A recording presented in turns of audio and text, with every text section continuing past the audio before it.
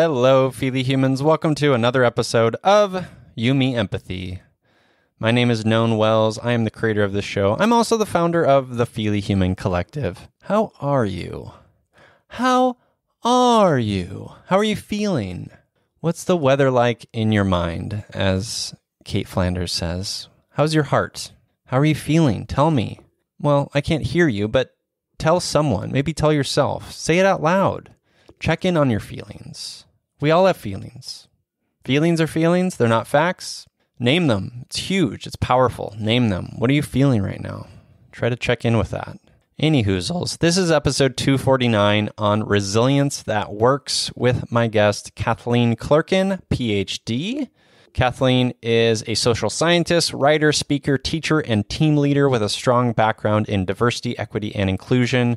She has a PhD in psychology with a specialization in research on the positive side of social identities, how diverse experiences can cultivate creativity, innovation, and performance. We talk about Kathleen's fascinating work and research into resilience and leadership in this episode. We also talk about the myth of the heroic leader, the importance of perspective taking, being idealistic and realistic all at once, and of course, Kathleen's book, Resilience That Works, in which she co-authored with Marian Ruderman and Katia Fernandez. It's called Resilience That Works, 8 Practices for Leadership and Life, and the link to that is in the show notes at feelyhuman.co. I really loved this conversation. I hope you do too. If you are someone who is in a leadership role, or maybe you just work someplace. You probably work someplace. This episode's for you. Really enjoyed it and grateful for Cathleen for being a part of it. Before we get to the episode, as always, please leave a rating and review for the show in Apple Podcasts or wherever you listen. It does help out the show. It's a free way to support me and the work that I do here on the podcast that I've been doing for over 5 years, which is wild.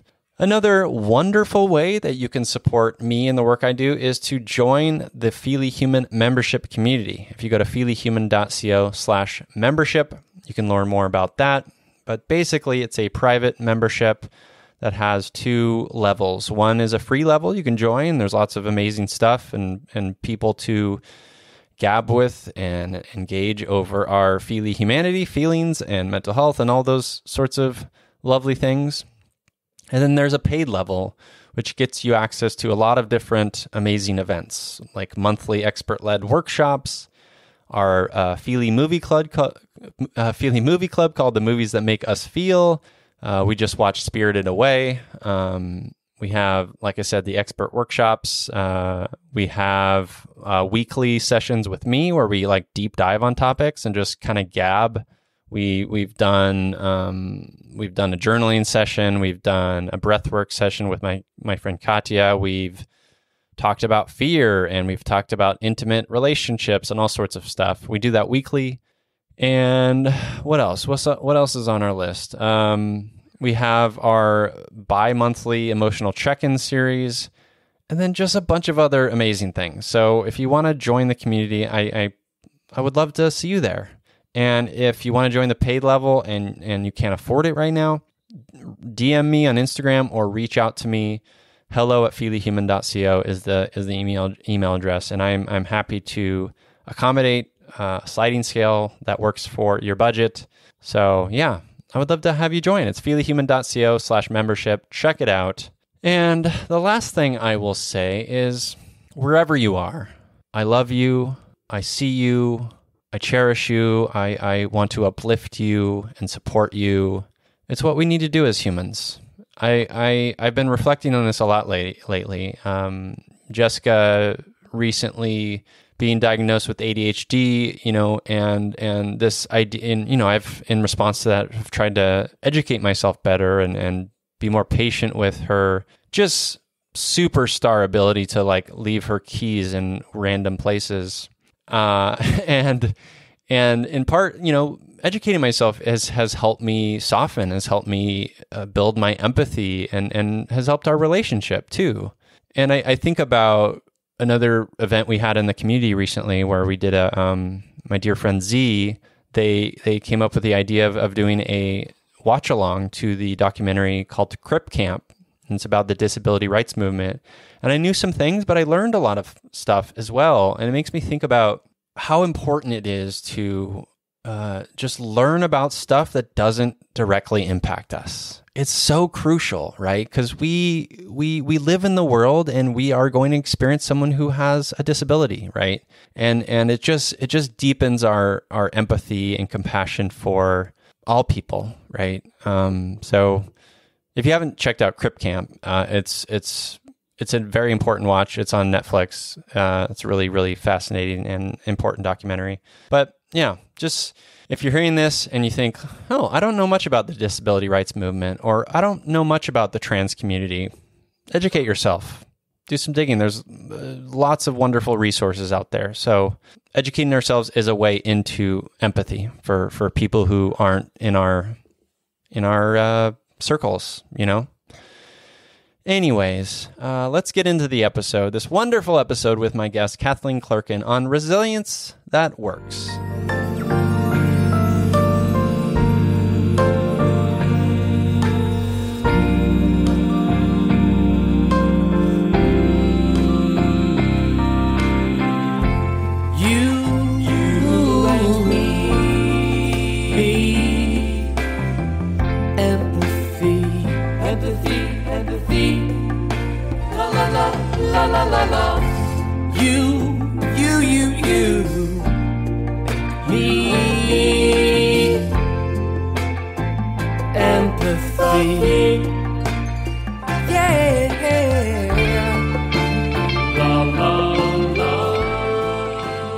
Welcome to You, Me, Empathy, the official podcast of the Feely Human Collective.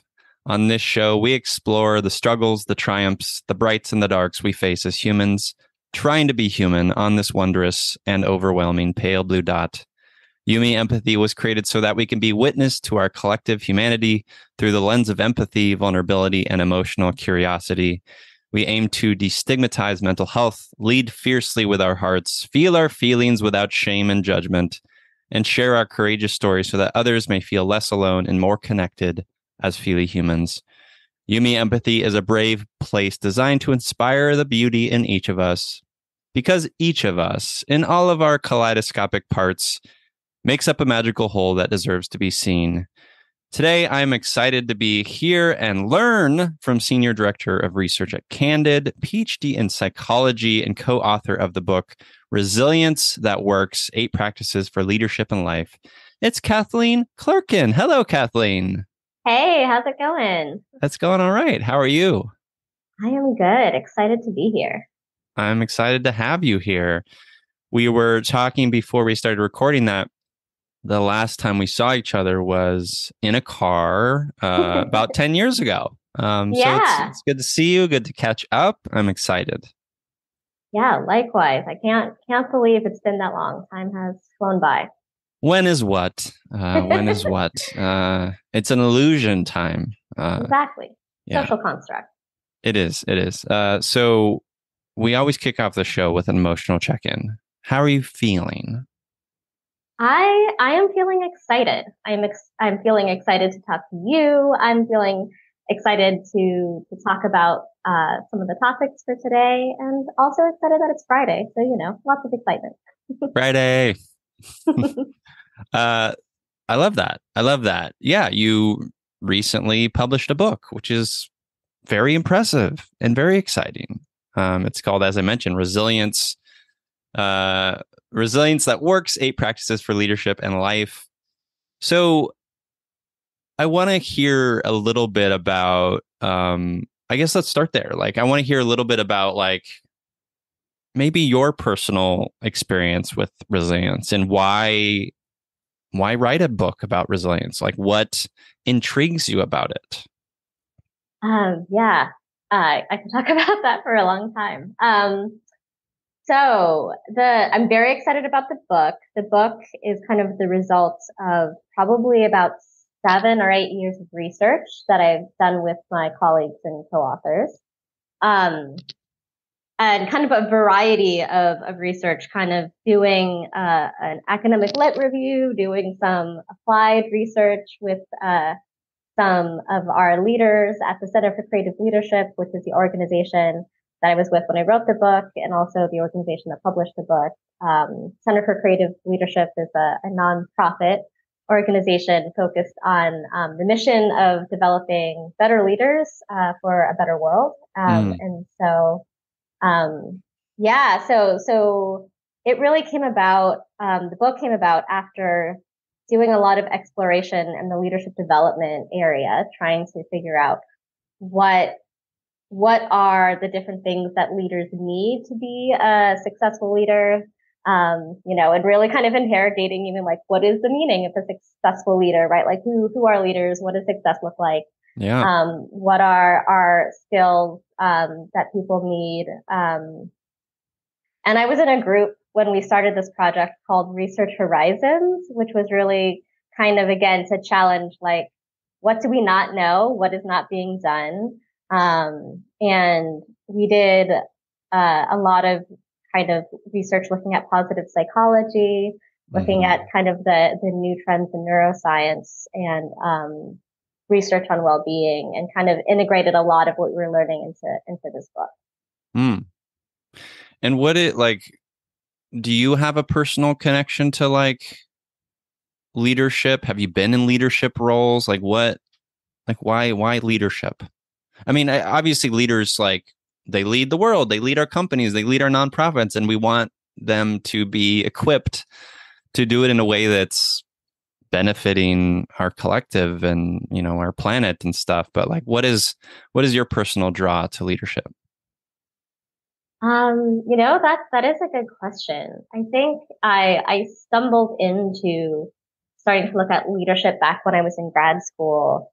And my grad school research really kind of focused on fish out of water, kind of for lack of a better phrase. I did a lot of research on social identity and who people saw themselves as being, and how we manage multiple identities, because we all have different multiple identities, impacts kind of how other people react to you, and also how things get done, and starting from there is really where I started looking at. I did some research on like women in leadership roles and how maybe some outdated stereotypes about women, right, like put them at a disadvantage or unfair positions when they take on leadership roles, because maybe the stereotypes of being a woman and being a leader could be seen to be clashing. And so that's how I originally got into the idea of leadership, by trying to understand and unpack that. Right. So trying to maybe disrupt some of these outdated, maybe potentially even misogynistic ideas around what a leader is and should be, in trying to uplift women in particular. That's great. What are some of those outdated ideas? Yeah, so I think one of the, oh my gosh, there's lots, but one of the outdated ideas about leadership is this like myth of the heroic leader, right? That like there's the one leader, and there's this charismatic leader, or heroic leader that does it all. And that's right. Like how we get into some of the real resilience stuff is actually, that's not very effective, right? Like you end up running yourself into the ground. You end up not being able to support folks that you're working with. And at the Center for Creative Leadership, we really talk about leadership as a process, and collective leadership. And you can't be a leader if people aren't following you. And so kind of flipping that script and talking more about the importance of relationships and support and empathy and things like that, as what's important to leadership. I love that. Yeah, it's so important. And when you say heroic leadership, right, it's like, it makes me think about, it's such a uniquely maybe even American idea, right? This sort of messianic figure sort of leading the way and leading the, they're so brave and they have swords and they, like it's this weird primal like idea of what a leader is. And a lot of that like is internal, right? Like I'm sure you discovered this in your book, in your research, is like this idea around like what sort of drives us internally. And then there's a lot, I mean, I see it in business, I see it in myself sometimes, right? This like drive toward like individualism over sort of, and a lot of that can be of value, but a lot of times it can completely sort of disregard the beautiful collective that's part of that, right? And in that collective is like curiosity, it's perspective, it's understanding that like there's not one of us who got to where we are by ourselves. We got help, right? We had that teacher, we had the friend, we had the, the book, right? Whatever it may be. So I love that you're interested in disrupting that idea. Yeah, completely. And then, going back to some of the initial work on gender that I was interested in, what happens then, right, is we have this incorrect stereotype that like leaders are born and not made, and leaders are tough, and leaders are aggressive or vicious or, cutthroat or stand alone, right? Mm-hmm. And then we have these also incorrect stereotypes about women being, right, like focused on others or soft or nurturing or all of the stereotypes about femininity. Yeah. And then what happens is that, right, like those stereotypes clash and people just make assumptions that like women on two levels, right? Assumptions that women aren't fitting what you need for a leader, and so therefore they're not good leaders. Yes. And making the assumption of what a leader is, which is also incorrect, right? And so there's like these two layers of incorrect assumption, and that's really kind of where I got into the leadership development world. Is thinking about that work. Yeah, their assumptions are very human, right? We all do it. I talk about assumptions a lot in terms of like empathy work. It's like a lot of times it's armor, right? Sometimes it's protection, sometimes it's like we make assumptions because like that's how we've always done it. Those are the patterns, right? Like there's so many reasons why we do it, and it's not useful, and it could be damaging, and it can sort of limit, a marginalized group, women, etc. Right? And so, how do we? And I guess I'll give this to you. Like, how have you worked through your own assumption making and investigation of your own assumptions in your life? Yeah, easier said than done, right? For sure. It's easy for me to talk about, at the data or the societal level, some assumptions that happen, and harder to challenge your own, because one of the things about assumptions is we often don't realize when we make them, right? Yeah. And so that is where it's really really hard. Honestly, I think that like I'm of the opinion that all research is me search, right? Like all research is kind of also part of your self growth and kind of putting together the pieces of how you also interpret the world. And so, I love that. A lot of, I think I have kind of done a lot of research on things that I want to better understand, and then have tried to put that back together into my life. And I right along with empathy, this idea of perspective taking, I think is one of the big things that I've learned from my research and learned from all of the the findings about assumptions and stereotypes is like being able to just take a time out and think about another perspective, and imagine yourself in somebody else's shoes, giving somebody reasonable doubt, even just, there's actually a chapter about this in the book, that the power of imagining another story is. Mm-hmm. Mm-hmm. Yes. Imagination. Big part of empathy. Early in the book, you pose a question: what have been the greatest challenges in your life so far? And I love the way you contextualize that question. But I was thinking about, like, how I would respond to that. And I have some answers, but I want to hear from you first. Like, what have been some of your greatest challenges in your life so far? And why do you propose that? Why do you propose that question, or why do you pose that question in the book? Like, maybe let's start there and then talk about what have been your personal challenges. Yeah. So I think there's a few reasons that we pose that in the book. One is to, I think, just help make it real. I think resilience is easy to just talk about, right? Like academically or in the abstract.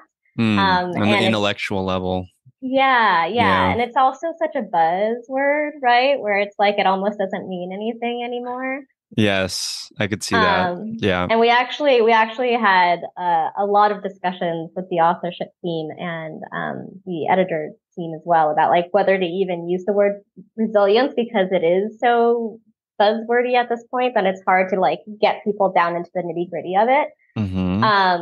And so that is one of the reasons that we kind of like ask people to think about that. And then the other one is because a lot of the book is about kind of personalizing your own approach to resilience. And so, and knowing that there's not a one size fits all. And so we wanted people to kind of have an idea in mind of like, what are the challenges in your life? So when you think about the tools, you can think about how that fits into what you're going through. Yes. I love that.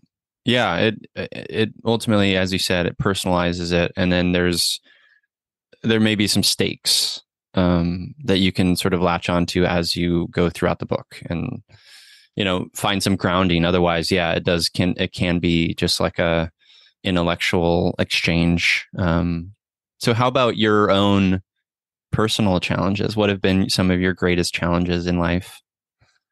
Yeah. It's hard to rank order, right? Like looking back on my life and being like, well, this is number one and this is number two. Well, don't rank them. Just maybe a couple. Yeah. I think one of the things that taught me a lot of resilience was actually my early years in undergrad, which is how when I met Jessica, and so I had, I think, a little bit of an unorthodox and rocky. I mean, I'm sure everybody has a rocky first, teenage years and early 20s. That I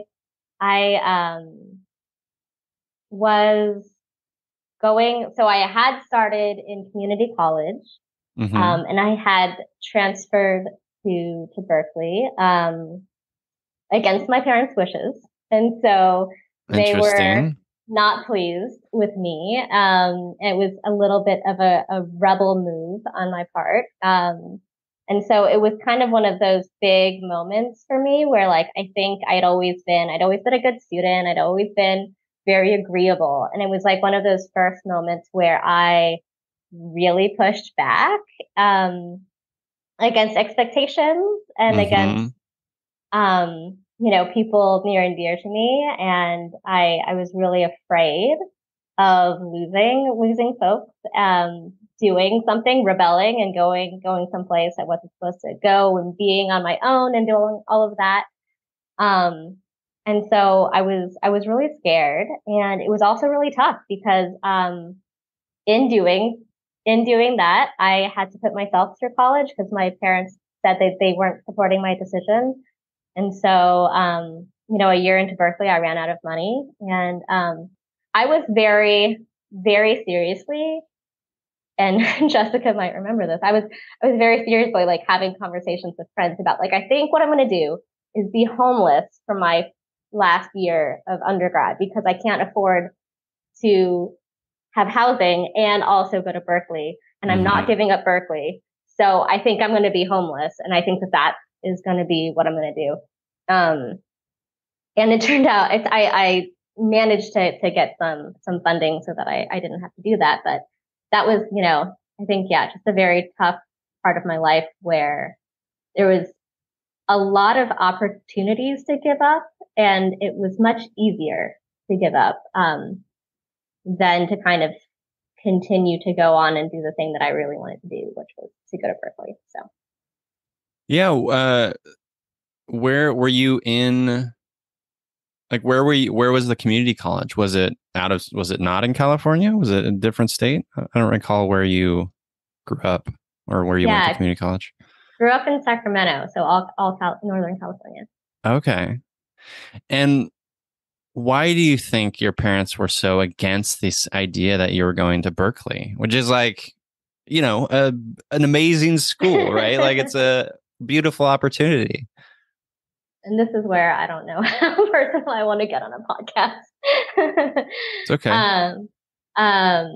Just because I don't know, and again, we'll probably ask to edit some of this out. I don't know how personal I can get without throwing my parents under the bus, which I don't want to do on a podcast. Sure. Well, maybe just talk about how it felt to you, that perspective. Like, why did you feel like you wanted to go to Berkeley? Why did you feel like it was the moment to say, like, no, this one's for me. Like, this feels aligned to where I want to go in life. Yeah. And I think that is very much what it was. Like, I think I growing up in Northern California, right, had this idea of Berkeley was the center of like free speech and liberation and feminism. And, I really wanted to be there. I felt like that was where I wanted to be and should be. And I had felt that way for a long time. Actually, like as a kid, I wanted to go to Berkeley. And yeah, I remember having a conversation with my parents about being like, I'm the only one that has to live with my consequences, you know? And, I know that they wanted what they thought was best for me, right? Which they wanted to keep me close and keep me sheltered and have a little bit more control over my life. And I understand the reasons for wanting that, but yeah, I think that was one of those moments where this one is for me because I'm the one that has to live with my decisions at the end of the day. And it's brave. It is. I mean, that term is used a lot and maybe a buzzword nowadays, but I think it is brave. Like, it is brave, especially if, you know, what you knew and what you've always known is maybe a more protective life, a more sort of, you know, in the bubble of your family. Like, it is brave to say, like, no, this feels aligned. I want to like go to this place that is going to challenge me. That's going to, I mean, talk about resilience. Like, that's a move into the unknown. That's a move into like a space that's going to bring up some stuff that's going to challenge you. Right. Yeah. And I think that was a big part of it. Like, I forget if it was my parents or one of my professors at my community college, but somebody had referred to Berkeley as a Shark Tank as a negative thing because it was so big and so competitive. And they were trying to convince me not to do it because it was a Shark Tank. And I was like, that's what I want. Like, throw me in. I really wanted, you know, the growth that comes with that kind of challenge. Yeah. And you talk about obviously the challenge of like making the decision, oh, am I going to be homeless, you know, and I got to do this. Like, what were some of the other things that sort of helped in finishing out your undergraduate degree at Berkeley? Like, what are some of the sort of touchstones or the things that helped provide support?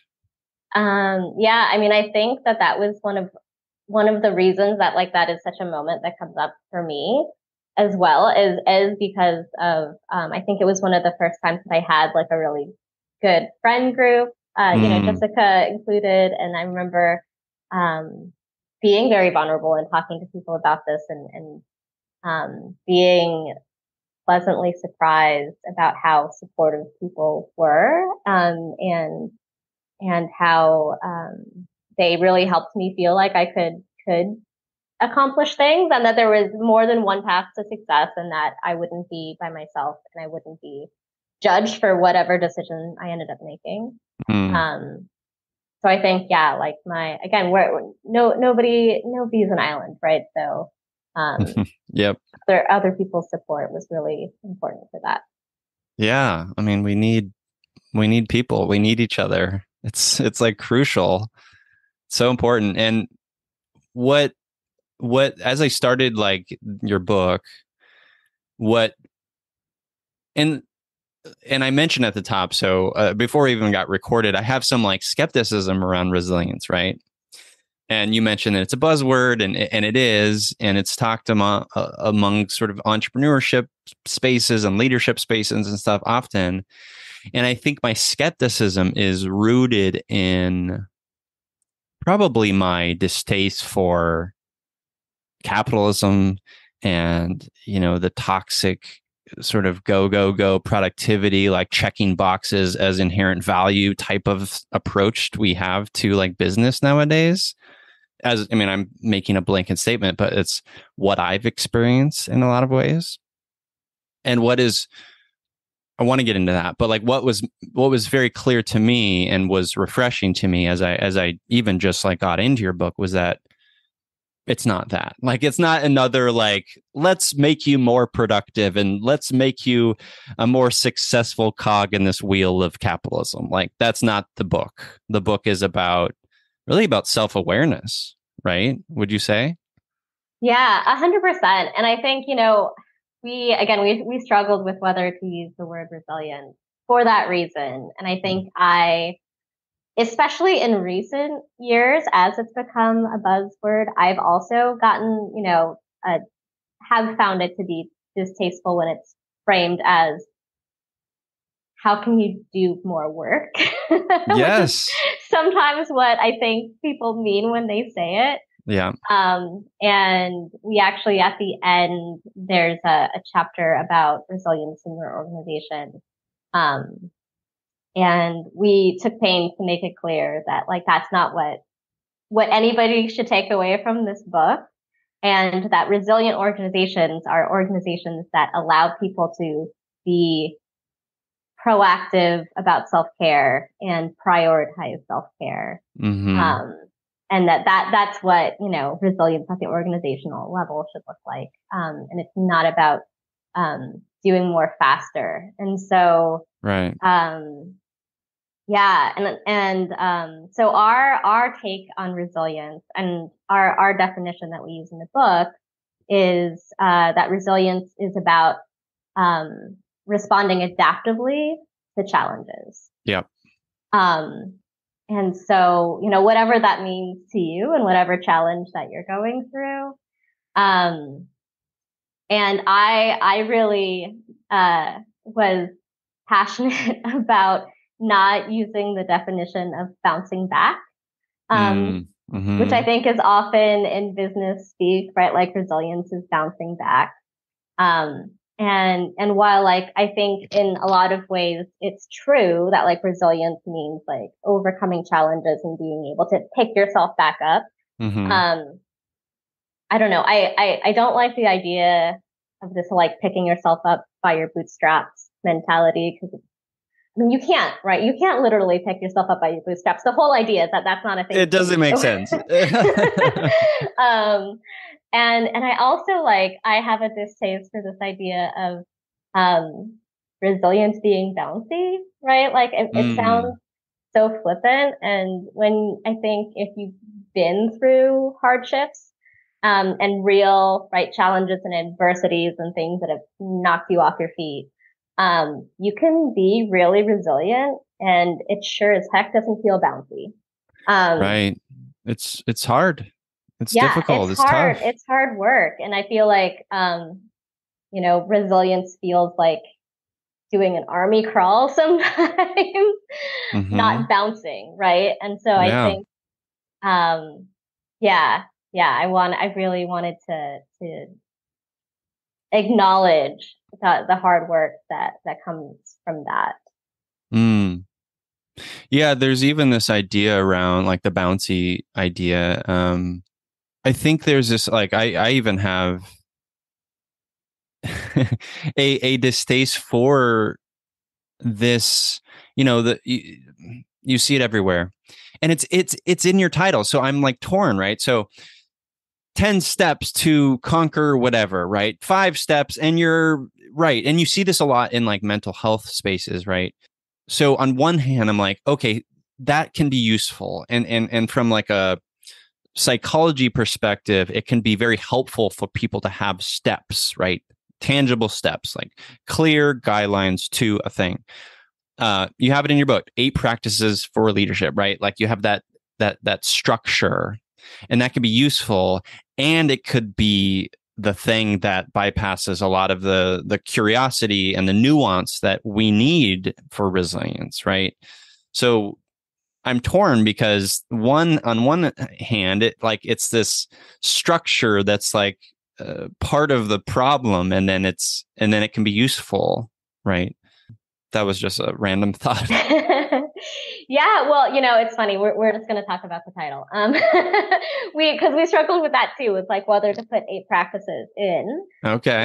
Because and it was one of those things where we didn't want people to feel like they were limited to 8 practices. Hmm. And in the book, we explain that like we're going to talk about 8 because this will give you an idea of the different kinds of things that research has shown will help you come Yeah. through your struggles. But this is by no means exhaustive. And so, we try to put that in the nuances in the book, but I think we struggled with whether to put it in the title because we didn't want people to assume that it was like an 8-step program, right? Like there's no steps. Right. And there's not just 8.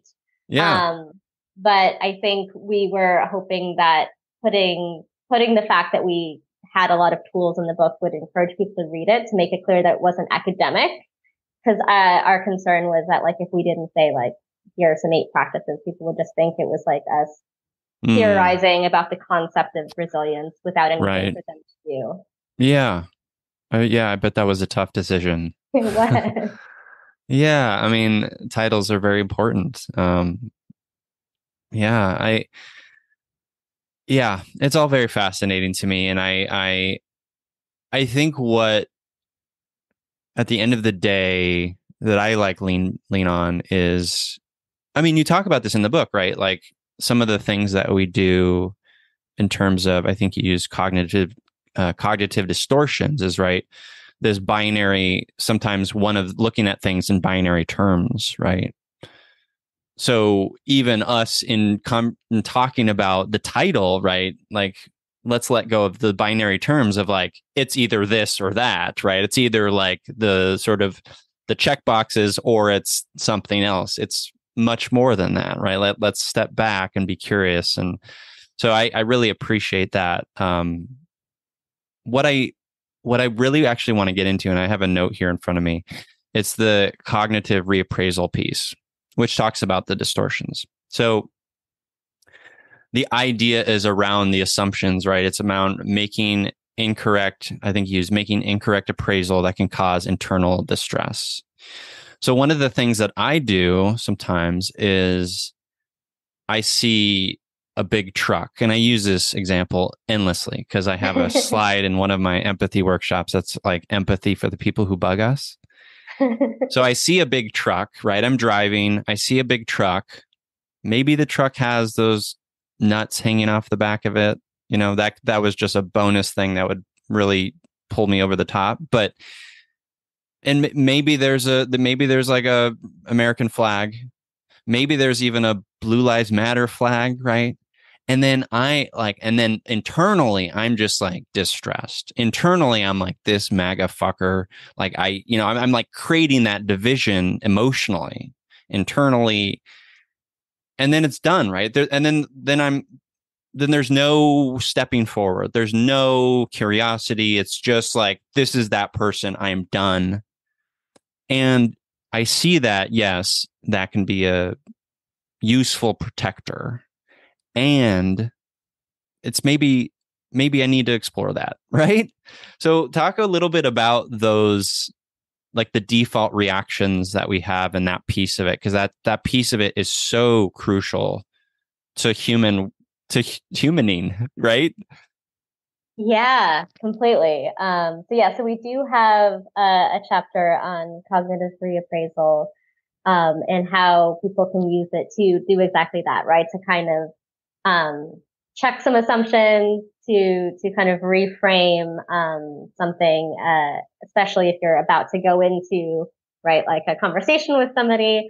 And so the idea of cognitive reappraisal is that whenever we interact with the world, we constantly kind of make up stories in our head, right? So like you see the truck and you already have a whole story about who is in that truck and what they will think about you and what their worldviews are, and what kind of conversation you would have if you have that person.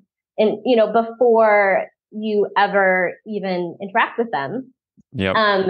And kind of the research on cognitive reappraisal argues that like we see something, or there's a stimulus out in the world, we make up a story, that story impacts our emotions, and those emotions impact our behavior, right? So before you even know anything about this other person, like you are going to have a reaction, an emotional and maybe a behavioral one as well. Yeah. And so the idea of cognitive reappraisal is, how can you tell another story that will then also help your emotions and your behaviors, right? And so, and what's I think really interesting from a research standpoint is there's research saying it doesn't matter if the other story is true or not. You just need another story. Right. So, like make up what if the story is that, somebody, I don't know, a President Obama was, needed to borrow a truck to get someplace, and he's in that truck. There you go. Yeah. It's just Obama driving the truck with the nuts. it was an emergency. It was the only truck around. Yeah. And so, right, so like any other story then changes your physical reaction, which changes your emotions, which changes your reactions. And the idea is that like if you can come up with a story that doesn't have such an emotional trigger, you can maybe show up in the world more the way you would maybe ideally like to. Giving people more of a benefit of the doubt, or being more thoughtful, or being able to process more information. Because once we're emotionally triggered, we also narrow in. That's one of the other things, right? Yeah, we shut down even. Yeah. And I can see how that could be very useful if we learn that as a leader, right? As someone who manages people, who's in the context of a team, right? Like that's crucial. For you, what's an example of like one of those cognitive reappraisals you've had to do, maybe in your work life, maybe in your personal life? I will say, actually, cognitive reappraisal is a tool that I use a lot. Great. It is definitely one that I've found useful. I mean, you've done the research. You know, it works. Exactly. I think I use it a lot when I get an email that frustrates me. Okay. Yeah. If whether it's work related or other related, or, it's that all of the classic, like, oh, if somebody emails me something where it's clear that they didn't understand where I was coming from, or it sounds rude in email, because, right, like you can miss a lot of information in email, or disrespectful in email. And then I feel, right, like triggered because I have that emotional reaction. And rather than hitting reply right away and being like, WTF, or deleting the email and being like, well, screw them, I've found it really helpful to like come up with another story of like, well, what might be happening in that person's life for them to send me this email that like maybe mm-hmm. feels rude or disrespectful or like they didn't read my email. Um, yeah, I found it really helpful to again to like then be able to respond with empathy, right? To be able to respond rather than react and just not jump to conclusions and escalate. Because again, one of the interesting things that's also in the research is we make up a lot of conflict that's not there, right? Like I could Mm-hmm. imagine that I'm in a fight with this person, whereas they were on a plane and needed, to turn off their phone in 3 seconds. And so accidentally in all caps said, do this now. And I think that they're fighting with me. And meanwhile, nothing is happening on their side. Yeah, that is, I think about that from time to time, the piece of it that's like, I'm over here or you're over here, and we're just like awash in internal distress, and they have no idea, right? Like, why do we do that to ourselves? And I think a piece of it, like for me, is like I am a very sensitive person, so I do need to like gather some tools about like some boundaries and some of this self-awareness work, some of these reappraisals, right? Like otherwise, it's just gonna to use sort of a work term, it's going to lead to burnout or it's going to lead to just overwhelm, right?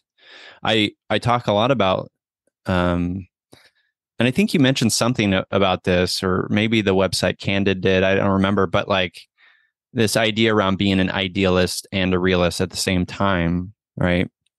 I think about that a lot because I do get overwhelmed a lot, and I am like a utopian, like head in the clouds person. Like I want to like change the world in all of the beautiful ways, and I don't want to kill myself in the process, right?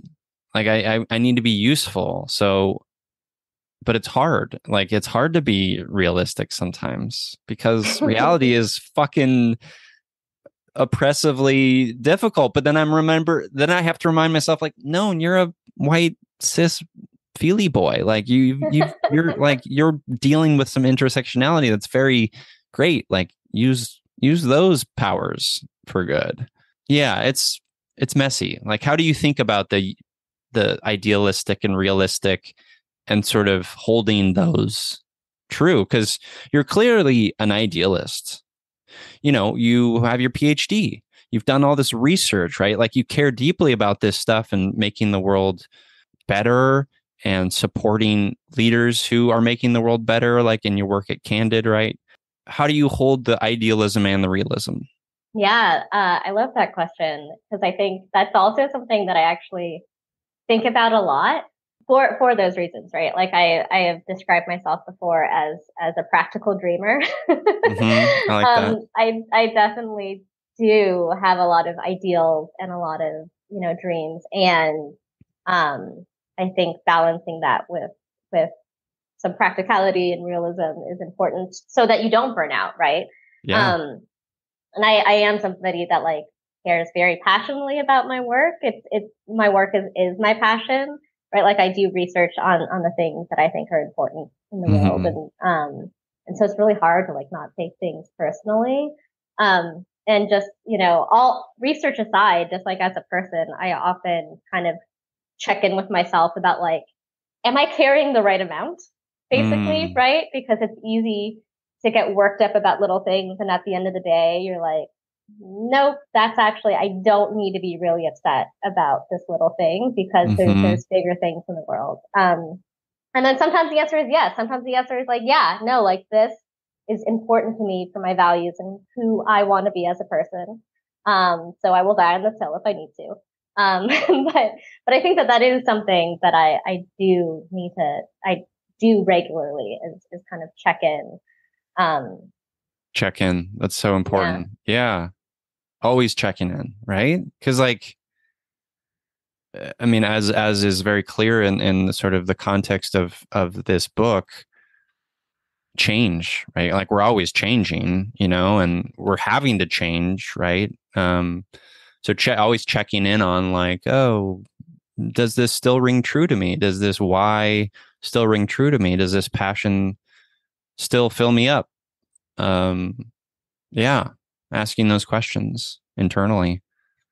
Yeah, and that goes, I think, also, aligns with again, like this particular book kind of framing around resilience and that, it's in kind of how we frame it in the first chapter is that as a leader, right? Like, I mean, you are caring passionately and you have a lot going on. There's maybe some overwhelm, maybe some idealism. It is really easy to put yourself last, right? To like Mm-hmm. run yourself into the ground, to saying, "I'll sleep when I'm dead," and because that just seems like the right thing to do. Is like if It's this also work isn't work, valorized. it Yeah. is, right? So, and so our approach to resilience is basically saying, if you really care about this work, you need to be able to do that for the long haul, right? So you need to stop and take a step back and prioritize self-care and how you show up in the world and taking care of yourself and taking care of others, because if you don't do that first, you're going to burn out and you won't be able to continue to do the important work for the long haul. And so we Yep. talk about, reframing from like being a sprint runner to a marathoner, right? Like if you run marathons, which I do not, but I have friends who do. Um, and if you're running a marathon, you stop and eat, you stop and walk, you stop and pace yourself so that you can get to the finish line. It's not about running as fast as you can. That is not what marathons are about. Yep. Yeah. I love that. Yeah. And that's where the realism, I'm a human. I can't do all this all day, every day. Like I need to check in. I need to like know my limits and I need to check in on my energy and, all of that stuff. Yeah. That's super important. I love that. So how is the book like promotion? Like how are people receiving it? Like what has that process been like for you? Um, yeah, it's a good question. It's been fun. I've always kind of wanted to be an author, and this is my first like real full length book, and so I'm really excited about it. It's a Um, huge accomplishment. Yeah. Thank you. I hope it's not my last. I definitely want to do more of them. It's been great. Again, it's been published through the Center for Creative Leadership, and so it's been really helpful and useful to kind of have that connection to the leadership community and leaders that are interested in development. Yeah. And it's being kind of put into some of the courses that are being taught there. So, Oh, that's great. um, yeah, it's still in, I think the early days, but, I'm really optimistic, and have been getting some really lovely feedback, that it's been useful to folks.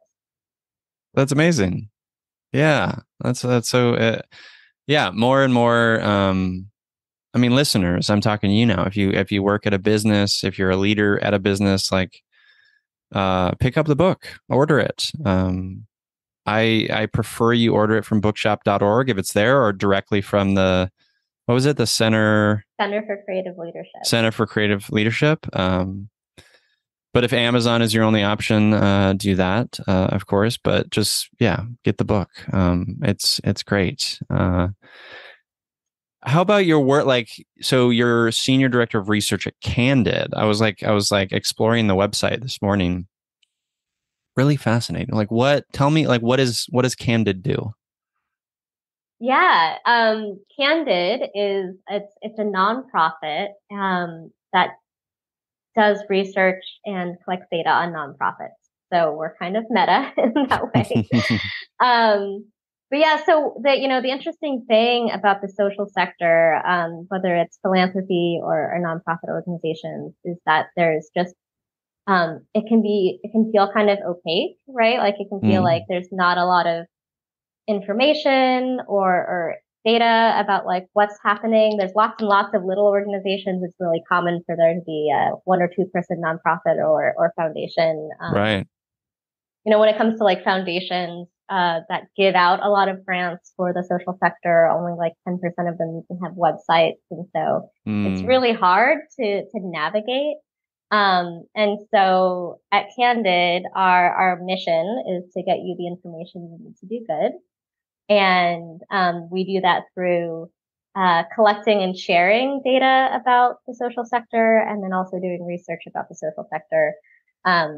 Really kind of at a high level, right? Like how many organizations are working on this kind of work, and how many, Mm. grant makers are funding these projects, and where are the, the opportunities and challenges. Right. And how does that, like, is that for like the everyday person like me, like as a consumer? Like, how is that helpful for me? Yeah, so it depends depending on where you sit. There's a lot of different ways to kind of interact with Candid. If you are in a nonprofit, we have Candid profiles where if you're a nonprofit, you can fill out information about your organization, and we Okay. really elevate that so that like thousands of people and grant makers can see your work and understand Mm-hmm. what you do. Mm. It's also kind of like a free website if you're not able to create one for yourself. I see. Yeah.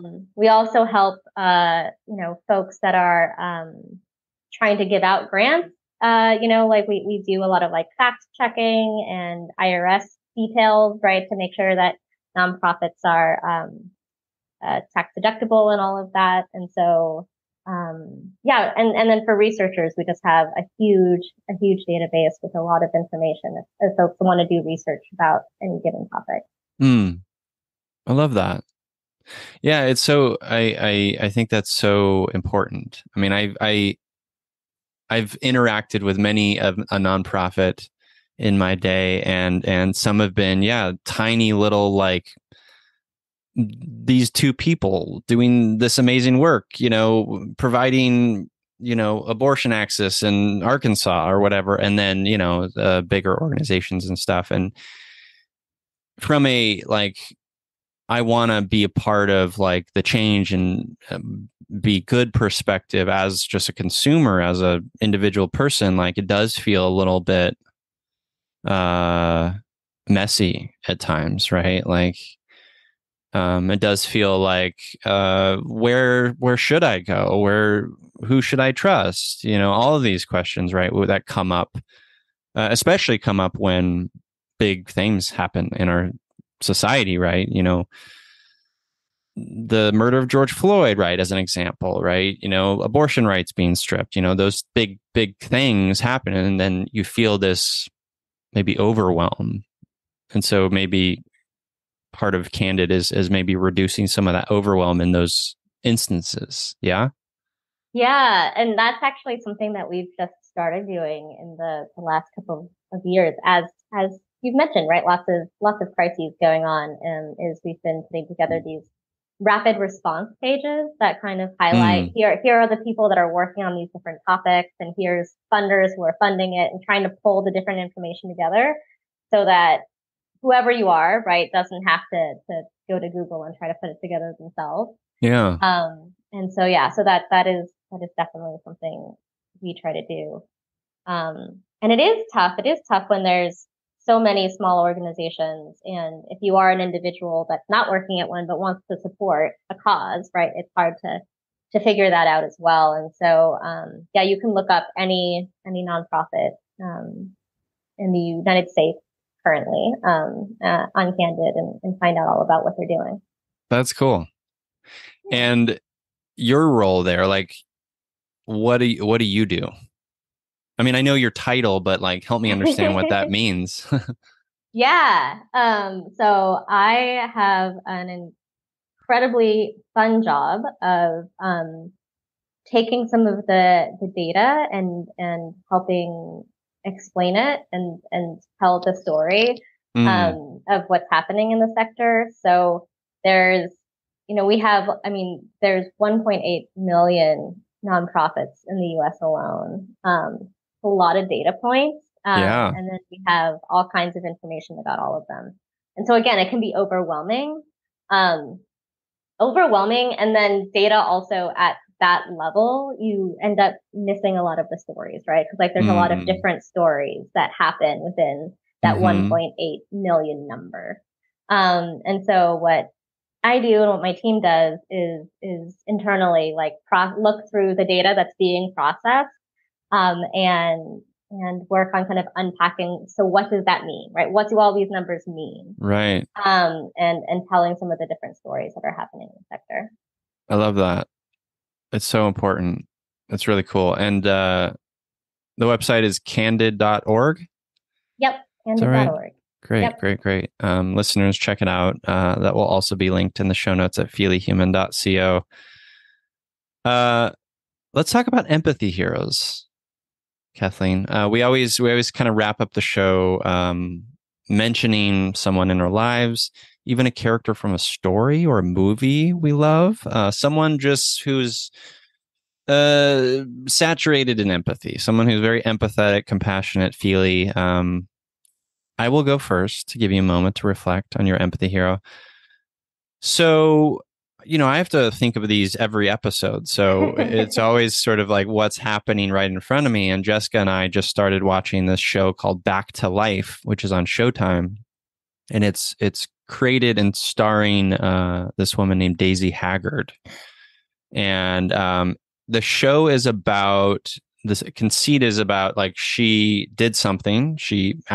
Basically killed someone, and she's in prison for about 20 years from the age of like 18 to 48. Is that 20 years? 38. I don't know. I can't do math until she's like an adult, right?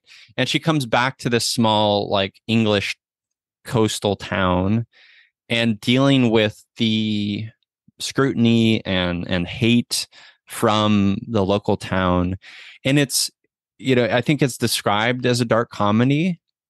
It is dark at times. And it's like some of the emotional beats of the story are very, very like well done and nuanced and very grounded and very relatable. It's like really emotionally intelligent. The show is very emotionally intelligent, and I wanted to give a shout out to the show and the creator Daisy Haggard because it's really worth watching. It obviously covers some hard stuff, but it's really worth your time. I think it's very empathetic in how we treat people who have been in the system, how we treat people, in terms of giving them a second chance, how we make assumptions, even. There's a lot of that in there. So it's a really great show. It's called Back to Life, created by Daisy Haggard, and it's on Showtime. So that's my empathy here this week. Awesome. I had that. Yeah, I haven't heard of that show. I'm gonna have to check it out. Yeah, it's great. It's 2 seasons, six episodes a season, and they're like 25 minutes each episode. So, it's one of those British shows. It's great. How about you? Empathy hero. Yeah, it's hard. I'm sure that there's just so many. But I will say that the first person who popped into my mind when you asked that question was Nelson Mandela, who I guess a similar theme of spending a lot of time behind bars and being able to show up so human, and with so much empathy.